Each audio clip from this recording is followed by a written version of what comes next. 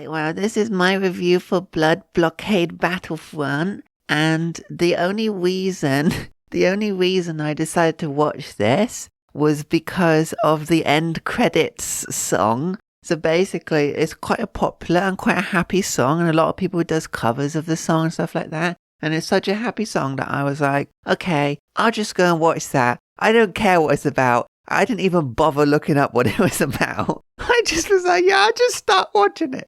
The funny thing about that was I did just start watching it, and I basically had no idea what was happening or what was going on.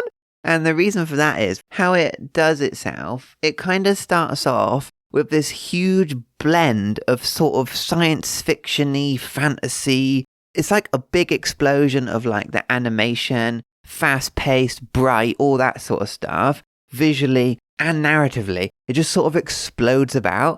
How this started, it reminds me of how people who don't watch anime must feel when they watch an anime and they go, oh no, anime's not for me. It's all over the place. You know what I mean? That's what it felt like when I started watching it. And I was like, okay, but what is it about, basically? But still, I was actually intrigued by it. It had a kind of a charm to it in the first couple episodes that was making me think, yeah, but I want to see this. I want to experience this. There's something interesting going on here. Then, by the third episode, after I saw the third episode, in that episode, it focused on this one character.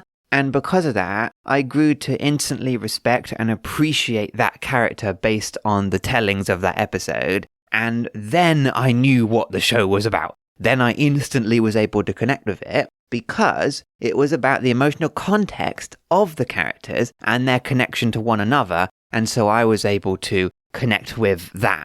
So after that, I really started to respect the characters and the show for itself, and then I was just properly started to enjoy it then. So each episode is episodic, so it's a standalone thing, and it takes the time to focus on the characters and their journey through themselves, sometimes as individuals, sometimes as a group. And it does that without needing this big plot to hoist it along, because each episode is sort of standalone. It just sort of goes through itself and you get to experience them being them. Also, it's really funny as well. It's like there's a lot of laugh out loud moments. I did find it very funny. And it has some quite adult humor in it. It's a bit more grown up than some other shows that I've seen. But it's interesting because with that comes a more adult emotional context as well. Like the reflections on the events, I think that they're handled better here than they would be in a show that was aimed at a younger audience. So that was also a really interesting thing that brought it all together as well. So, well, that being said, it does attempt to end the series with a more plotful conclusion. And throughout the show, there are actually some exciting scenes of foreshadowing, and we get to see the villains at work. And that's kind of exciting because there's this little elements of story arc, and it's like, oh, I wonder what's going to happen, and I wonder how that's all going to come together. But ultimately, I wasn't really bothered by the ending. I did like the characters, and I liked that they were there to partake in the ending. But I also feel that they were rather pushed aside for the focus on a plot that was basically no better, if somewhat even less good, than any of the episodes in the series. So yeah, the ending wasn't necessarily a letdown, but having been used to the enjoyment of the standalone episode, to then focus everything on this conclusion, it didn't feel right. It didn't feel part of the world and the emotional journeys of the characters necessarily. Anyway, overall, I really liked it. I thought it was really good. It was really funny and interesting.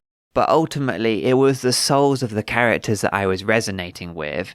And the minor plot lines of those standalone episodes, they gave the characters a chance to shine as themselves as they moved through them. But the ending, with its grander plot, it kind of undid what it actually sought to present in the ending, because those elements were already there before that. But anyway, it's really good. I really enjoyed it. It was funny and enjoyable. So yes, I'm going to give it an 8 out of 10. So yeah. Okay, that's it. Is that good?